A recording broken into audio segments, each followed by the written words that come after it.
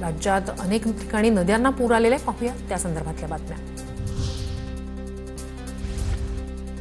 मध्य भारतात कमी दाबाच्या पट्ट्यामुळे कोकणात पावसाचा जोर कायम। रत्नागिरीतील जगबुडी नदीने इशारा पातळी ओलांडली। काजळी नदीचंही रौद्र रूप। किनारपट्टी भागात अलर्ट जारी।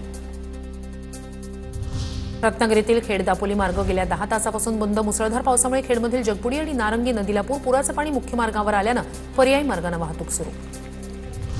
वाशिमच्या उतावळी नदीला पूर। छत्रपती संभाजीनगर ते नागपूर महामार्गावर वाहतूक ठप्प। रोडच्या दोन्ही बाजूला वाहनांच्या लांबच लांब रांगा। लातूरच्या उदगीर तालुक्यातील धडकनाळ आणि बोरगावमध्ये पुराचं पाणी। गावात मोठं नुकसान। उदगीर देगलूर महामार्गावर वाहतूक ठप्प। लातूरच्या उदगीर तालुक्यातील बोरगाव नदीला पूर। पुराचं पाणी धडकनाळ बोरगावमध्ये शिरलं।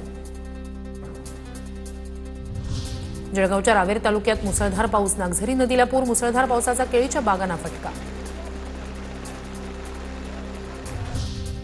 रायगडच्या रोहामध्ये कुंडलिका नदीने इशारा पातळी ओलांडली। नदीकिनारी असणाऱ्या नागरिकांना सतर्कतेचा इशारा। 10 ते 12 दिवसांच्या विश्रांतीनंतर जालन्यातील जाफराबाद तालुक्यात मुसळधार पाऊस। सीतानहणी नदीला पूर।